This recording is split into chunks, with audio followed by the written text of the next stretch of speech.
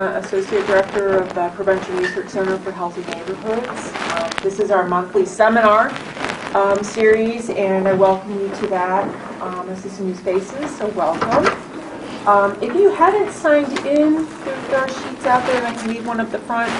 Please do that. It lets us know who's coming, and we can also let you know about upcoming presentations that might be of interest, and also let you know about other special events that also might be of interest to you. These are open to all, so if you've enjoyed this, please share it with other colleagues that you think might be interested, because I think the more diverse our audience, the more rich our discussions are. Our general format is that we have a presenter present their work for about 45 minutes or so, and then open it up for discussion. I'll try to help moderate that discussion, and we'll plan on wrapping up by about 1:15, just to be respectful for everybody's time. If you need to take off before that, that's fine, but we will be sure to wrap up by 1:15. Our seminar is always on the second Wednesday of the month, and we have a few more in this year's series. We take August off and then start fresh. If you have some ideas for presenters, local speakers, or you yourself have research that you would like to share with us, please let me know. I'd be happy to talk with you to see if it's a topic that would fit in to this series, and we're always looking for speakers to fill the next year's cycle. You have a lot of time to talk about it or think about it, because we're booked all the way through until next September, right? Okay. But we will be looking for slots. So let me provide a little bit of an introduction for today's speaker. Today we have Amy Bush-Stevens with us, who is the Vice President of Prevention and Public Health Policy at the Health Policy Institute of Ohio. That's located in the Columbus area. She has generated through her work quite a few really interesting environmental scans and policy briefs. She brought a couple documents with her out there. This one in particular I have referred to several times. It's been very handy. It's very comprehensive and nicely done. And I think it was back in 2015. We're anxious to hear if there's going to be an update or a 2017 version. But this is a great example of some of the work that she and her team have done in the past. She is going to be presenting today about tobacco use in Ohio, opportunities for policy, systems change, and research. And I think that she's planned on presenting for about 45 minutes, and then to open it up for questions. But she has noted that if there is a question or a clarification throughout, to go ahead and interrupt her and ask, so that everybody can be clear and on the same page. So please welcome.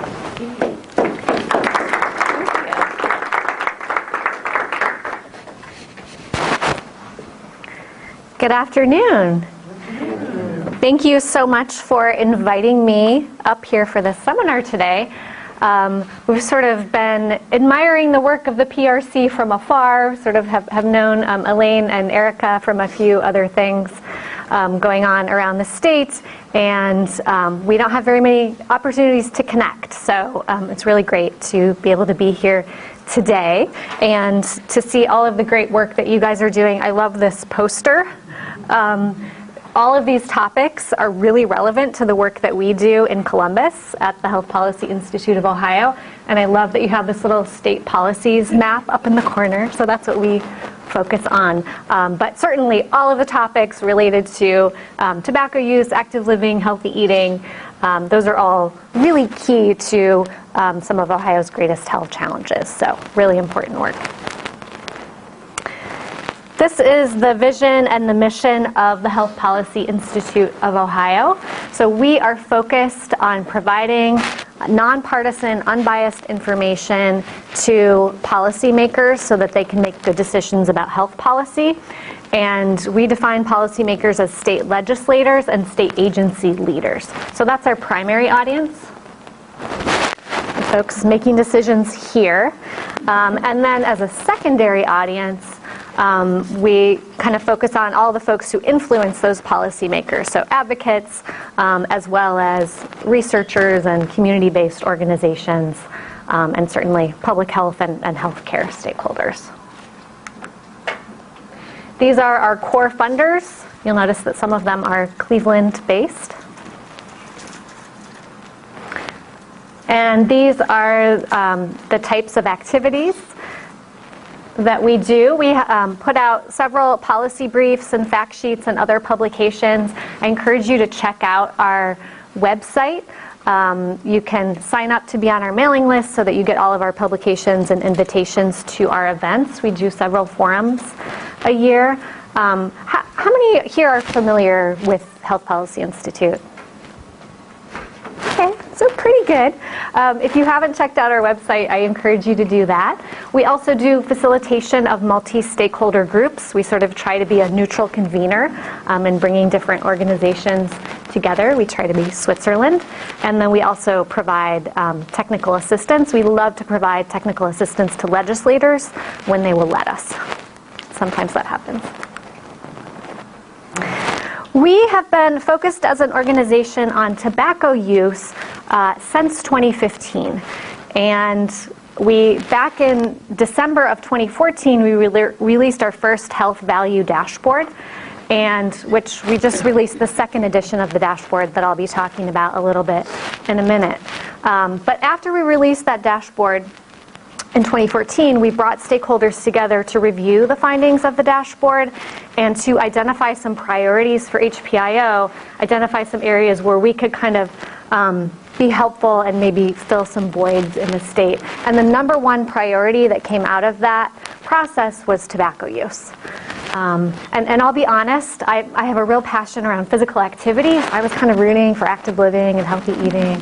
But it turned out that tobacco use was the priority, and I hadn't done any work on tobacco for a while. I did work on tobacco in the early 2000s during the days of the Tobacco Foundation, the Tobacco Prevention Foundation in Ohio.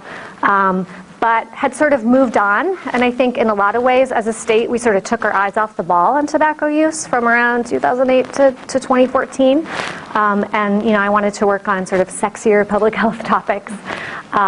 But as we jump back into this topic in 2015, it really reignited my passion for addressing this issue, because it really is a critical piece of what is driving a lot of our poor health outcomes in Ohio. And so it is really important for us to focus on. So I'm going to be talking today about sort of a quick overview of the current status of tobacco use in Ohio, and then I'll get into tobacco use as it relates to the health value dashboard, the state health improvement plan, Medicaid, and then we'll talk briefly about evidence-based strategies, although I assume that this crowd is probably very familiar with evidence-based strategies for tobacco prevention and cessation. And then we'll talk about the Ohio policy landscape and opportunities for policy and research. And I'm really coming at this from a state-level policy perspective. I don't know very much about the federal level stuff, so please don't ask me anything about the FDA.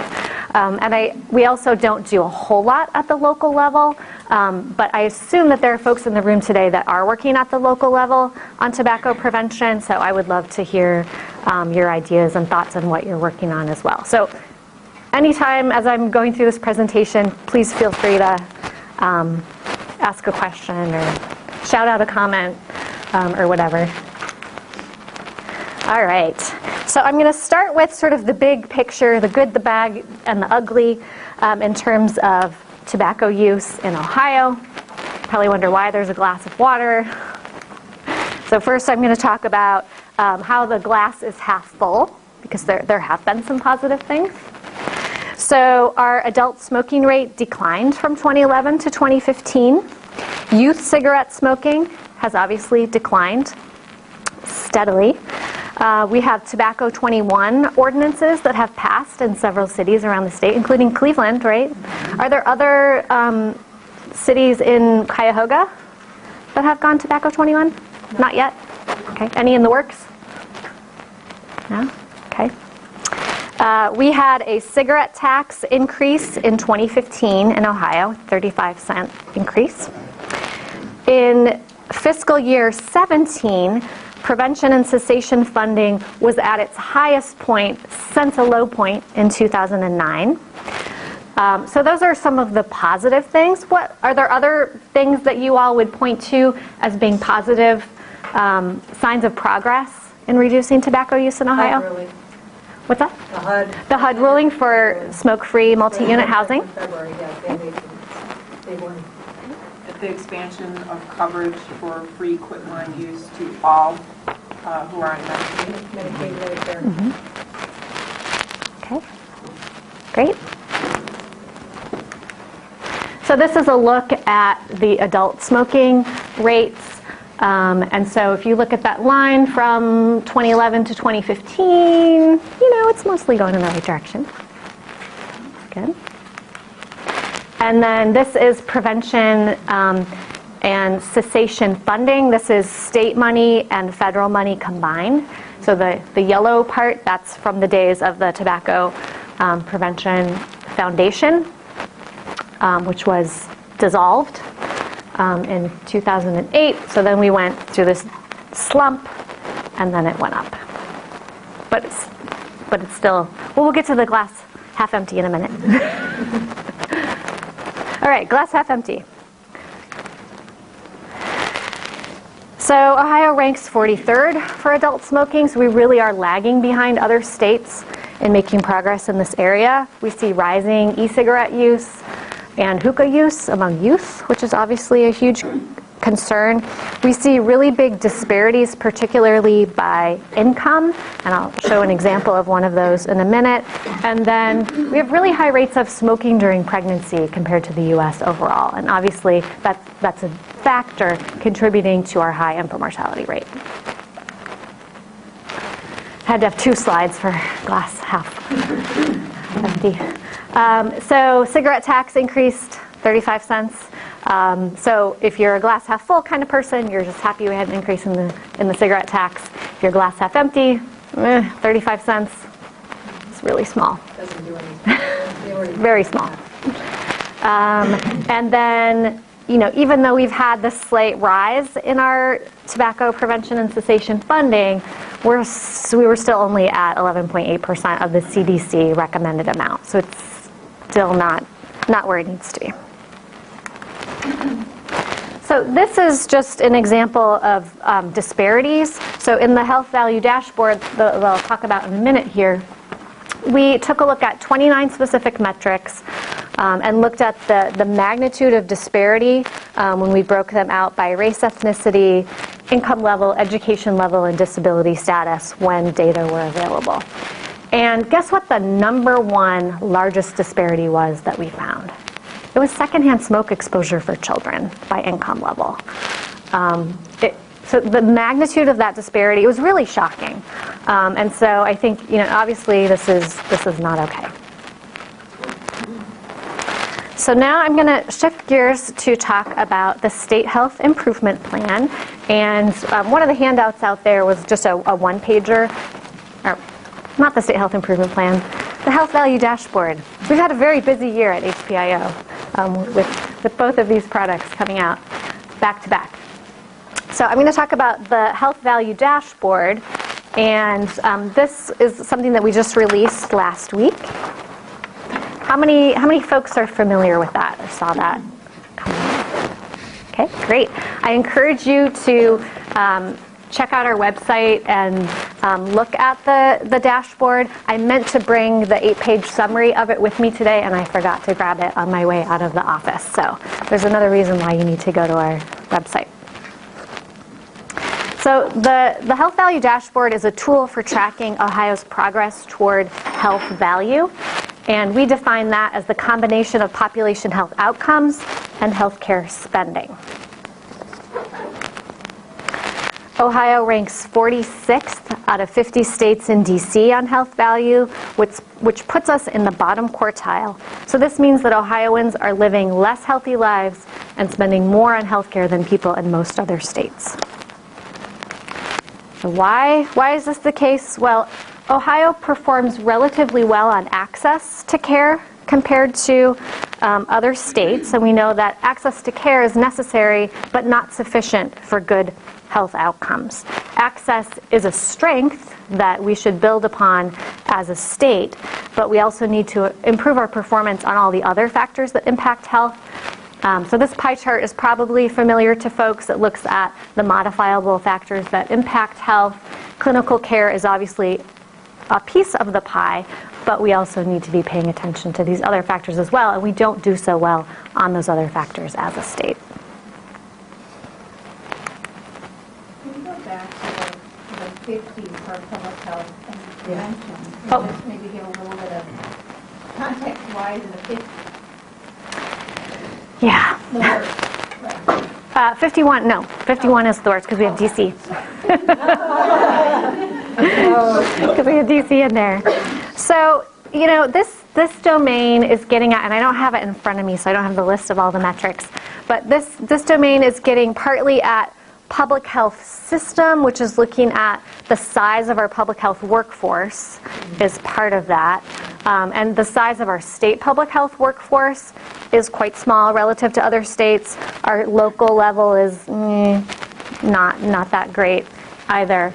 And then there are several metrics in there just related to prevention, so things like childhood immunizations, seatbelt use, safe sleep, and just as a state, we just haven't really seemed to value prevention, I think, compared to the extent to which it's valued in other states historically. And I don't know if folks have theories about why that is. Oh, I will. Cuts in programs. Funding is not there. We had to limit so many programs. Safe Sleep, we did a little bit with that 2 years ago. Funding went away. Home visits for newborns, funding went away. Child safety restraint seating, funding went away. We survive on funding. I mean, most of us in health promotion and planning, everything is based on grant funding. If the funding's not there, the program is not going to be there. So, you look at Northeast Ohio, and all those programs don't exist anymore. They did about 5 to 10 years ago. No, not so much. And one of the metrics in that domain is tobacco prevention and cessation funding, and not surprisingly, we're towards the bottom of the list on that. It was better this time than the last dashboard.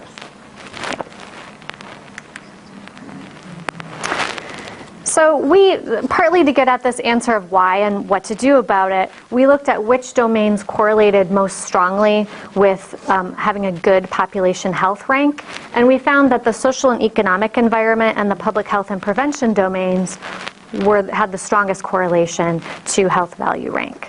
So from that, we think it makes sense to focus in these areas here, and obviously tobacco prevention and cessation is an important piece of that. So let's take a look at a closer look at some of the tobacco-related metrics in the dashboard, and there are several. So our high smoking rate is one of the key factors contributing to our poor performance. So we rank in the bottom quartile for both adult smoking, where we're 43rd, and secondhand smoke exposure for children, which we rank 49th. And we found that there's a strong correlation between a state's adult smoking rate and their health value rank. So going this way, we have lower health value, so doing worse on the health value rank. And then going up, we have a higher adult smoking rate. So up in the far right corner, which means high rates of smoking and poor health value, we have Kentucky and West Virginia. And then you come down a little bit and you see Ohio in that same neighborhood. On this slide, we've highlighted neighboring and Midwestern states, so you can see where they fall. And then down in the bottom left corner, we highlight California and Utah, which are states that have low adult smoking rates and very good health value rank.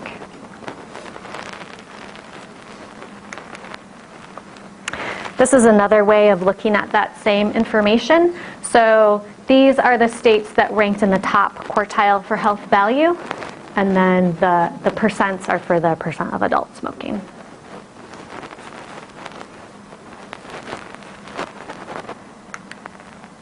And that's not supposed to be there. Okay. Then we took a closer look at trends in Midwestern and neighboring states. And the reason that we focused on Midwestern and neighboring states is that we find that legislators are often more interested in hearing about states that are more similar to Ohio. It's really hard to sell things from Vermont and Hawaii. Like, it just doesn't work. I'm always talking about Massachusetts, and that doesn't work very well. So we wanted to look at, within our neighborhood, where are we seeing some improvements? And so this might take a little while to absorb. I realize this is maybe a little hard to see on a slide. But we're looking at adult smoking rates from 2013 to 2015. In the dashboard, we pulled data for the 3 most recently available years. The lighter dots are 2013. The darker dots are 2015. And so you can see, in general, things are moving in the right direction. The states with the stars are states that had significant improvement during this time period.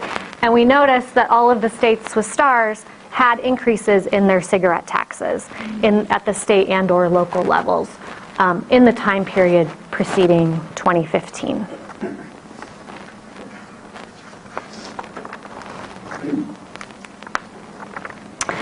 Question about the tax. Yeah. So you said 35 cents could be good or bad, but what were some of the other tax increases? Bigger. A dollar is one thing. Yeah, a dollar. Let's see. Illinois had, I forget what their state was, maybe $1, but then Cook County and Chicago each also raised theirs like $1 or $2. I think Chicago has the highest. And so the combination there was really large. Minnesota, I believe it was $1.60. You have to read the dashboard to find out. I can't remember. But definitely more. Ours was the smallest. For the dollar increase is enough to have people really take and pay like the breaking point. Whereas the smaller increases, I think that it originally proposed to be 60 cents in Ohio, and then to roll it into 2 30-cent incremental. Well, initially the governor actually proposed $1 Okay. increase, and then the House took it out, and then they compromised on the 35 cents. This time around, the governor has proposed 65 cents. So, Which still isn't enough offset, because what we find is that in the setting, when the big tobacco companies know that that increase is coming, they send out the 50 cent or the rebates. dollar coupon, which is where the bulk of their advertisement goes, into coupons, and it just makes it a wash.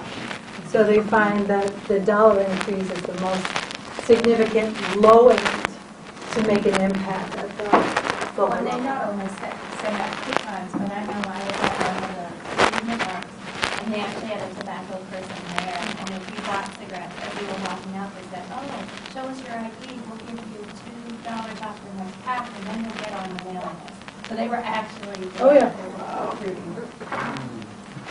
yeah. So the amount that the tobacco industry spends on marketing and those types of efforts compared to what we spend on prevention, it's a huge mismatch. $1 million an hour in Ohio. Another company.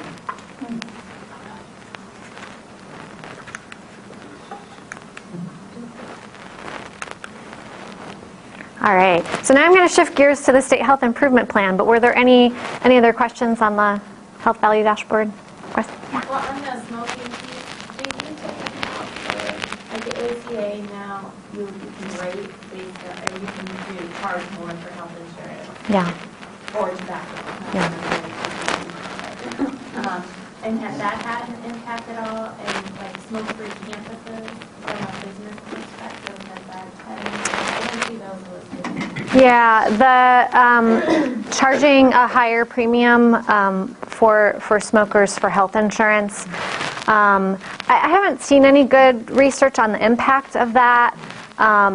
It's possible that has kept people from getting coverage, which they could then use to get help with cessation. And I think what we've seen in the insurance marketplace in Ohio is that our take-up rate is somewhat lower than other states. And so I don't know if that's a factor, our higher tobacco use rate, but it's possible that. I just had one other question. You, as a health policy institute, so we're a prevention research center, and we look at a lot of the similar kind of data, but I'm curious how you work with policymakers to, like, did you give a talk with the policymakers, or what's your strategy for dissemination of this kind of information? Yeah, so we communicate this information to legislators in several different ways. So we do a lot of one-on-ones. So we will, meet one-on-one with legislators. If they're on a committee that's doing something related to tobacco, we would talk to them about tobacco and also find out what their areas of interest are. We also do testimony sometimes in hearings. So actually tomorrow I'm going to be testifying in the House Ways and Means Committee, which is a committee that's looking at the cigarette and other tobacco tax price increases. And I'm going to be testifying as an interested party. So we don't actually take positions on issues, but I'll be presenting or testifying as an interested party person and presenting the information from the dashboard. So I'll be sharing this and this and this and that with them and sort of coming at it from the frame of value. And the reason that we have that frame of value is that legislators are very concerned about healthcare spending, not just about health outcomes. So that value frame came from conversations with legislators. So I'll be sharing. That they react, because I find, I don't do tobacco research. My colleagues do, I hear a little bit about it, but I find this super compelling. I would, like that as a policymaker, what's the reaction to money? I mean, it's money from people are bought out by the tobacco. Well, and there's also. Tobacco state, though. I mean, this isn't a tobacco growing. No, it's more about the like convenience stores and retail, and also the vaping industry is now very active in lobbying, and the tax on other tobacco products extends to e-cigarettes and vaping products, so they're very activated. So I think, to some extent, one point of contention, one question that I might get tomorrow morning is around smuggling or cross-border sales. They get lots of testimony on that. Our take on that is that, yeah, Kentucky and West Virginia have lower cigarette taxes than we do. They also have much higher smoking rates and worse health outcomes and more Medicaid spending. So do you want that? But so that's a big issue. And then just any tax. Any tax at all is bad. But this year, because the budget is so tight, it is seen as a source of revenue. And that's really the only reason that it's maybe even possible. Yeah. Are you going to add something to that? Or? No, you're right. I mean, the problem is that even though one of the things that I work on the state level is when they put a tax on tobacco products, that tax funding goes back into the communities for prevention, cessation services. But that doesn't happen. It doesn't happen. No, it's just filling the hole in the budget. Almost like a no-win, but it's a win for Ohio because obviously you could possibly see lower healthcare costs. Yep. Yeah, so great question. So one-on-ones, testimony, and then we try to do short publications that, legislators might pay attention to. And then also working with the executive branch. So, more kind of administrative change kinds of things with the Department of Health, Department of Medicaid. Are you aware of a statewide, I know there's groups individually that work on this effort and advocate for it, but I don't feel like there's a So there is like a coalition between the Cancer Society, Cancer Action Network folks, and then the Heart Association and the Lung Association. They typically kind of take the lead on advocacy. Then there's also the Tobacco Free Ohio Alliance, which you could say more about if you like, but sort of the focus of that organization is not explicitly advocacy, although the advocacy partners are part of TFOA. Trying to figure out what our best route is to change policy, influence behavior. So it's a conglomeration of a whole different things that we're looking at to change behaviors. But to change behaviors, we're looking obviously at environmental impact. What are we going to do? But it's more focused at the local level, not necessarily always the state level, because we find that at the local level, as local level builds to support something, then we find the state finally getting on board with it. So if we can work towards Tobacco 21 in cities across Ohio, as more cities adopt a Tobacco 21 policy, the possibility of Ohio adopting that as a state becomes more of a realization. Mm-hmm. And that's actually an important opportunity for research, is looking at what is the impact of the Tobacco 21 ordinances on cities in Ohio that have adopted it. I think that will be important, because we do have data from other states, but it's always nice to have data from Ohio. And in particular, I think linking it to thinking about infant mortality, and is there a relationship between Tobacco 21 and potentially improved birth outcomes? That would be a really valuable thing to research.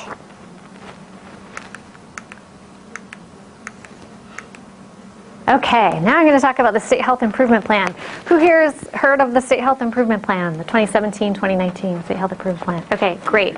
So there, you have a one-pager that describes this, and you can go to the State Health Improvement Plan website on the Ohio Department of Health website to get more information about this. But the SHIP, as we affectionately call it, we were hired by the state in 2015 to facilitate the state health assessment, which came out in August, and then the State Health Improvement Plan, which came out in February. And the SHIP is an actionable plan to improve health outcomes and control healthcare spending. Notice we addressed both of those things. And it's really a strategic menu of priorities, measurable objectives, and evidence-based strategies that is intended to be used by state agencies, but also at the local level, particularly by local health departments and hospitals in their community health improvement planning that they do in partnership with others in their communities. So if you're with a local health department or a hospital, you're probably more familiar with how all of this works. So the SHIP has 3 priority topics: mental health and addiction, chronic disease, and maternal and infant health. And these really came out of the state health assessment and then stakeholder engagement that we facilitated in 2015 to get us to these priorities. And then within each of the priorities, there are 3 or 4 more specific outcomes that have, baseline and target numbers that the state will be tracking over time. And obviously, tobacco use is relevant to all of these areas, right? So chronic disease, that one's obvious. Maternal and infant health, we know that smoking and secondhand smoke are risk factors for low birth weight, preterm birth, and infant mortality. And then mental health and addiction, this one maybe isn't always as obvious for folks, but we know that people with behavioral health disorders are disproportionately affected by tobacco use, nicotine addiction, and it's a major cause of shorter life expectancies for people with behavioral health conditions. And then we also know that adolescent exposure to addictive substances, like nicotine, is a risk factor for addiction later in life, including addiction to other things like opiates that obviously we want to prevent. So it really, so we sort of highlight in the SHIP how tobacco use is connected to all of these things, and so there's tobacco-related strategies woven throughout the SHIP. All right, so those are the desired outcomes. Those are the goals that we're going for with the SHIP. Do you think it will be possible for us to reach those goals if we only focus on the strategies in the healthcare system? No. So in order to achieve the goals of the SHIP, we use this framework to look at what kinds of strategies do we need to implement. So this is the conceptual framework for the SHA and the SHIP, also for the health value dashboard. And so we looked at all of these different drivers of health, kind of lump them together into these cross-cutting factors, so social determinants of health, public health system, prevention and behaviors, and healthcare system and access. And then equity is woven throughout, so we identify strategies likely to decrease disparities throughout the SHIP. Tobacco is woven into each of these areas. So within the social determinants of health bucket, there are smoke-free policies, strategies. Within the public health and prevention bucket, there's increasing the price of tobacco products, policies to decrease access for youth, and mass communications. And then within the healthcare system and access category, there's expanding access to cessation, including the quit line, removing barriers that impede access to coverage for cessation, and cessation services that are tailored towards pregnant women, people of childbearing age, and people with behavioral health conditions. The SHIP is basically like a really long list of lots of evidence-based strategies. There are links embedded in the SHIP, so you can get to descriptions of the strategies and reviews of the evidence. These were the criteria that we used for selecting the strategies, which was, again, through a multi-stakeholder engagement. Is there anybody here who participated in a SHIP work team? Yeah, oh, Jody, yeah. So the SHIP has several pieces.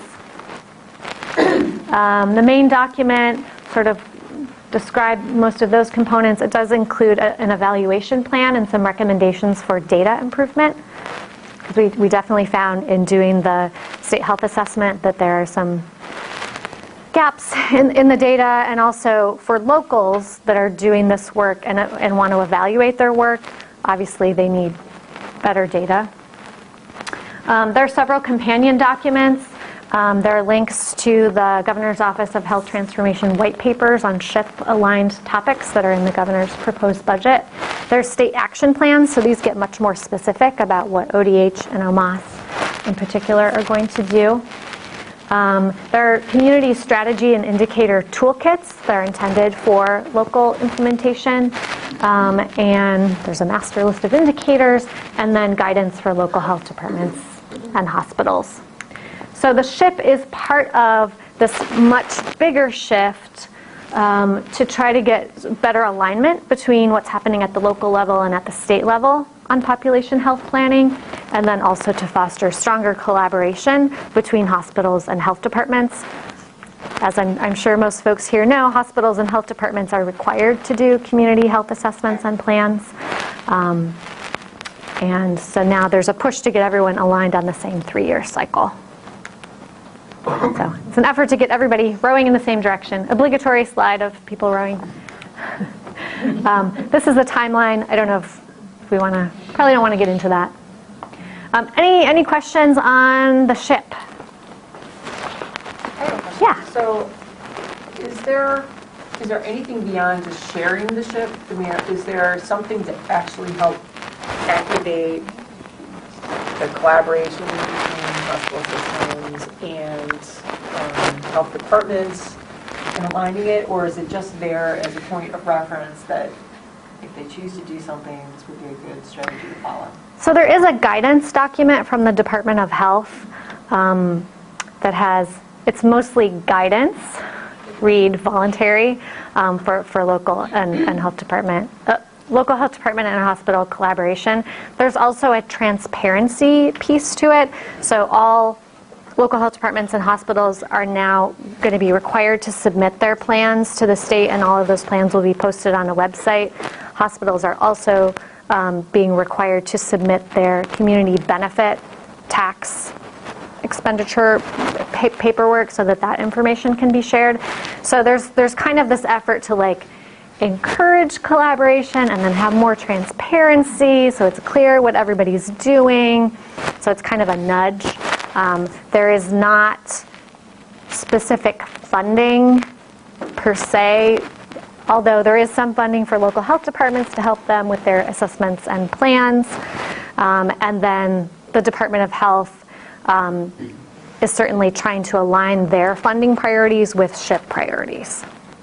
So I probably shouldn't say anything more since the Department of Health is not here represented, but yeah. I'll just add something to that. I think as we move forward with public health accreditation, we as a public health department and public health departments, which with 88 counties and about 128 public health departments right now, every single one of those public health departments, when they do their CHIP, must align their CHIP with strategies and objectives from the SHIP.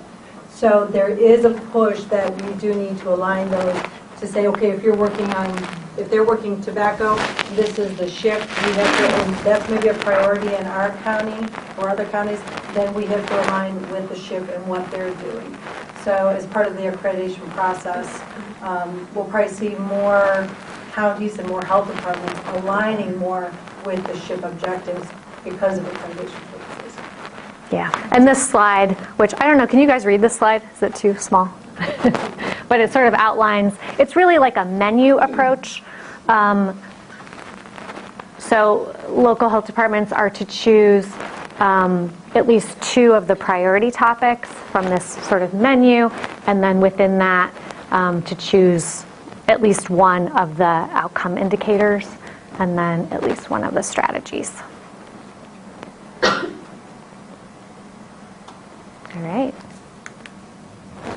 All right, so let's talk about Medicaid. Medicaid is a focus for our organization because it's definitely within the realm of state policy making, and our legislators are very concerned about Medicaid spending.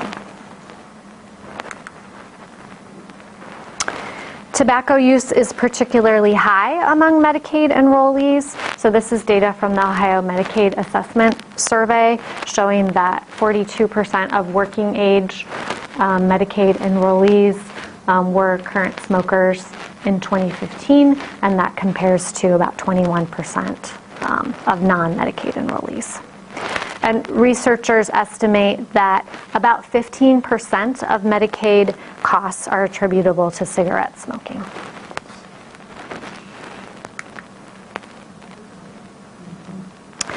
So despite the high prevalence of smoking among Medicaid enrollees, and research showing that most adult smokers do want to quit, the number of people who are actually getting cessation services is pretty low. So this is data from the Department of Medicaid.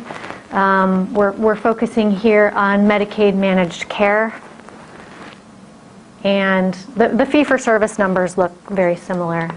But you can see that, it's about 5% for medication and about 2% for counseling. And that's percent of all Medicaid enrollees. Obviously, there are many Medicaid enrollees that don't use tobacco.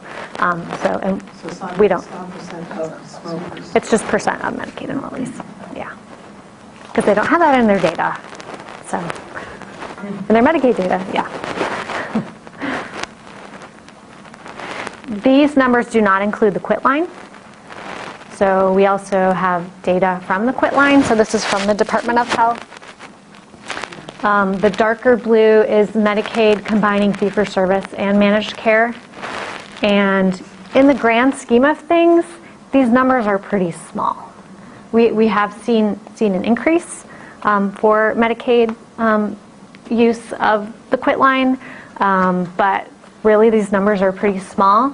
And there was the policy change that Susan mentioned that went into effect July 1st, 2016, where quit line is now covered for all Medicaid managed care plan enrollees, whereas before it was kind of, the coverage varied by plan. It was very confusing. And Medicare patients are also covered for the quit line. So these are numerator data. Do you have percents, or do you know what the denominators are? So, I mean, the denominator for Medicaid,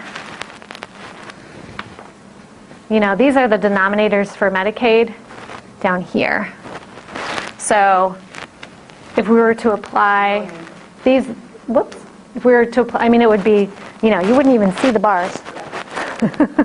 So, and another important thing to note here is that even though the percent kind of, you know, remained relatively unchanged, the number of people enrolled in Medicaid increased. And so the number of people getting help with cessation did increase.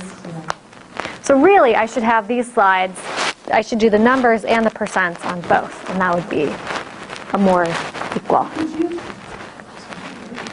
I was going to ask, do you by chance have any data on the spend for cessation services? I don't, but that would be Right. good to get. So cessation services have a cost associated with them. And the cost associated with them is something that heretofore has been a struggle. And so while it is true that you have people who are Medicaid, in Medicaid there is a high smoking prevalence. The amount of resources that are put into addressing that high prevalence just isn't there. Certainly, Medicaid does cover nicotine, you know, replacement therapy, but other things like having a smoking cessation program cost money, and billing for cessation services is pretty much non-existent. When you're talking about Medicaid, some insurance plans will, but there's not a lot of reimbursement for that. And where there is, it's very small. Yeah, so clearly there is a cost to it, and that's obviously a barrier. There's also a cost savings down the road from, you know, Massachusetts had a really good experience with increasing cessation for Medicaid enrollees and saw a really good return on investment with that. So, yeah. Well, this year's comment is so good, but in some ways when you first see this, you think people are not accessing services. But in fact, the services may not yeah, they're not financially covered. So it's kind of like this, with all this data, it'd be nice if you could layer some things. Yeah, and this is an area I wanted to highlight for future research, is that we don't know. We don't know why this is so low. And when we asked Medicaid about it, they were like, yeah, that's not a priority. You know, Really, it's not so we don't really know why those numbers look so low and really what that means. And so if one of you researchers could dig into that, that'd be great. Yeah. I wonder if you would have any data that reflects the resources still left for tobacco treatment after the fall of the Tobacco Prevention Foundation. Because there was such an investment in cessation and having certified tobacco treatment specialists then, and when the bond fell out of the foundation, I think a lot of those resources just couldn't be maintained. So, I mean, we're in Cuyahoga County with, with health systems everywhere you turn. And I know that in a recent conversation, there was a group of us who were pretty hard pressed to find more cessation groups that would become a home hand. And that's Cuyahoga County. So I wonder if the question is, if there's any way for a group like yours or any other group to kind of track what's been the decline of services available since the elimination of the foundation to today, when we have a much greater investment in community-based services and clinical services. Yeah, I think the Department of Health, what last I heard was kind of compiling a list of how many cessation programs there were across the state and kind of what that capacity was. I haven't actually seen that. My sense is that there's kind of a blackout period when we just don't know. So, but I wish we did. Sadly enough, north or southeast Ohio has some of the worst, where county upon county has some no cessation services whatsoever. So a lot of that focus, but if you looked at becoming a CTTS, it's $1,000 course on top of the Zoom and everything. in Ohio. Certified tobacco So very expensive, treatment but there are specialist. some available free courses, but still very expensive. Yeah. Okay, I'm going to move us along. Oh, no, go ahead. I have a program at two hospitals where we have AmeriCorps service members. They're also in the room. We're providing counseling for tobacco cessation, and our economics, our strategy for sustainability is the 99406 billing code. So the idea is that primary care providers will not address tobacco use because although we could bill if it's a 3-minute conversation, we know it's not going to be a 3-minute conversation. It's going to take us longer. But if you introduce an initiative that is funded by the 99406 that allows doctors to bring up the topic and then refer to the coach, you can fund it through the fee-for-service billing code, and it allows doctors to think, well, this is not going to totally swamp my 15-minute visit. So I just find it shocking that we have such incredible rates of we're so high in the rankings for number of primary care providers and for percentage of our population that's insured. So Yeah. people are coming to us. Yeah. And we have coverage for Medicaid, for counseling and for medications. And something with the providers' attitudes, I think, is preventing that delivery at the point of care. Yeah, because on paper, our coverage for cessation looks really good, but something is not connecting. Thanks. Bypassing the physician. All right, so I'll just go through this really quickly, this next part on evidence-based strategies. These are what we see as kind of go-to sources for evidence on what works to reduce tobacco use. Community Guide, best practices from CDC, What Works for Health, which is a great website from County Health Rankings. Community Health Advisor is a cool interactive tool where you can estimate the impact of several different tobacco prevention and cessation strategies on health outcomes and healthcare spending at the state and county and national level. That's pretty cool. And here are some examples of strategies with solid evidence behind them. How well do you think we're doing as a state on these? Smoke-free, pretty good. I mean, obviously we have a really good workplace smoke-free law. That's about it. Increasing the price of tobacco, you've already talked about that. What about our communications, advertising stuff? What do you guys think? Doing good, not so good, bad? A little better. A little better? Campaign has helped. We see an increase when the TIPS campaign comes out, an increase in Yep. line calls, so. Of course, that's all we do.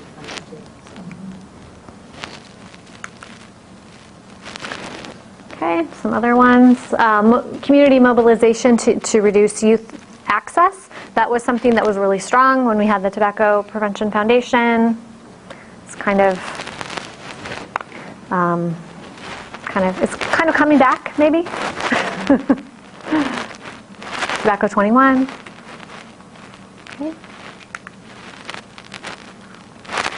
We have a tool on our website called the Guide to Improving Health Value, where we try to kind of compile and distill this type of information on evidence-based strategies. All right, let's talk about the policy landscape, some recent changes and some opportunities.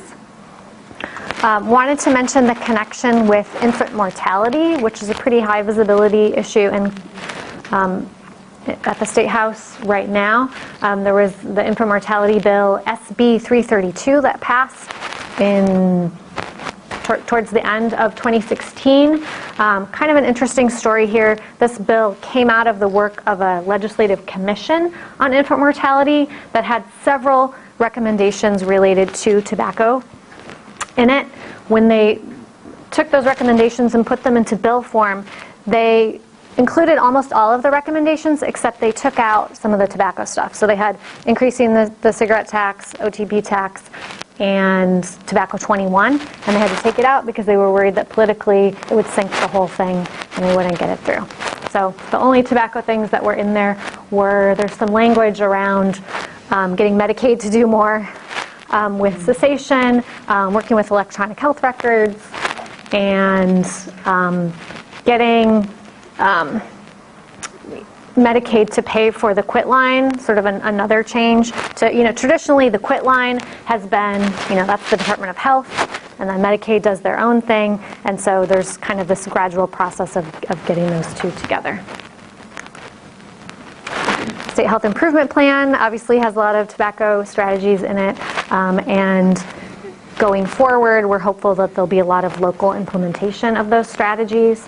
The comprehensive primary care model for Ohio, also known as patient-centered medical homes, one of the quality measures that they have is tobacco use screening and cessation, and that is going to start to be rolled out this year. And then, of course, Tobacco 21 advocacy opportunities. Yeah. And do you know if on the tobacco use screening, is it comprehensive or is it cigarette only? I think it's comprehensive. I mean, it's a HEDIS measure. I think it's tobacco use. I could be wrong, but I think it's comprehensive. All right, and then in the governor's proposed budget, so the 2018-19 budget, there is a proposed 65-cent tax increase on cigarettes, as well as an increase to the other tobacco products, which that hasn't been increased in a really, really, really long time. And the OTP tax is extended to e-cigarettes and vaping products. So stay tuned as this gets debated at the State House. Question. What would need to happen for the taxes that are collected to get at least a portion of them redirected towards prevention, cessation, other tobacco-related activities, rather than just going into the general pool? A lot of really powerful advocacy. I mean, I think at this point, because the budget is so tight and they really do need the revenue just for the general budget, I think it's a tough sell, but it's always worth. Because it almost turns out to be like if tobacco sales and taxes on that is generating money for the state, you can see where there would be less initiative to reduce the amount of tobacco sales, right? So it's a bit of a it's a big problem. Yeah. Sticky wicket, yes. At the federal level, there's obviously the FDA regulation of e-cigarettes, the HUD smoke-free indoor housing rule, and then Affordable Care Act repeal and replace. Obviously, lots of uncertainty around that. Potential impacts on insurance rates and coverage of cessation, changes to Medicaid. We just obviously don't know at this point how that's going to shake out.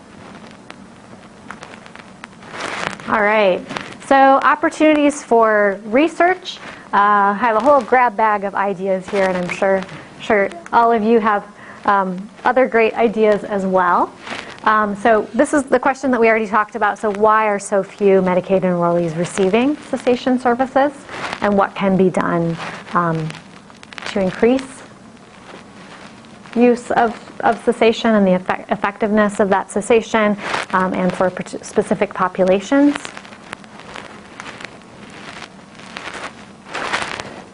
Again, we talked about this as well. What are those barriers within the healthcare system, and how can we overcome those barriers? And then, most of the measures within the healthcare system, the like quality measures around tobacco, they're just process, right? Did you screen? Did you refer? Was there some kind of cessation service provided? But we don't know anything about the outcomes generally, and so. The quit line does track outcomes. Yeah. So who knows what the patient-centered medical home initiative will, but then as it was rolling out, the next phases in it, was intended to move from process to outcome and begin to make groups accountable for outcome like smoking cessation. So moving beyond just assessing and offering assistance to then documenting assistance, and then outcomes. That was intended to be the next step. Yep, so we'll just have to see how that plays out.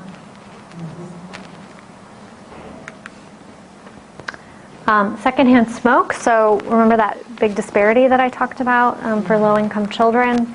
What can be done to reduce that? That's the lowest hanging fruit, I think. It doesn't get at anybody's, the right to smoke and all those things, but when it comes to kids, it seems like that's the thing that a legislator should really grab onto. And then what are the ways in which to do it? But Yeah. boy, Yeah, makes no sense to be where we are with that. yeah. And then looking at other disparities, we don't really have great data at the state level, like on specific ethnic groups or LGBTQ populations, which we know from some national data have higher rates. So there could definitely be improvements in the data that we have. And then connections with other addictions. So the opiate crisis is a huge priority at the State House.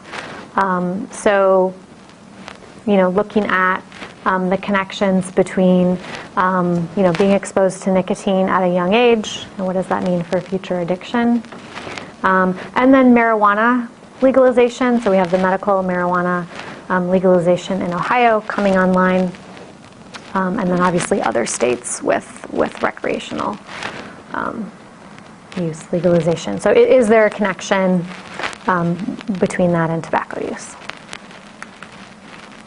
All right, we've got a few more minutes. So are there other ideas for research that anyone thought of while you were listening to the conversation? Yeah. Just by looking at the graph of the different counties and how they're impacted, what do you know about how they're focusing on doing research on specific areas of Ohio? Because in southern Ohio, it looks like there's much higher rates of smoking than the rest of the state. Yeah, so there's definitely a geographic pattern, and there's higher rates of smoking in Appalachian counties, and in particular in southern Ohio. In terms of research on what works for different groups, I think ODH does have some grants that are specific to. You maybe know more about that than I do.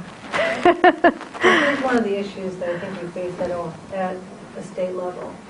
Not all counties do certain data collection, such as the Youth Risk Behavioral Survey, which many of us get data from so that we know what are the rates of youth.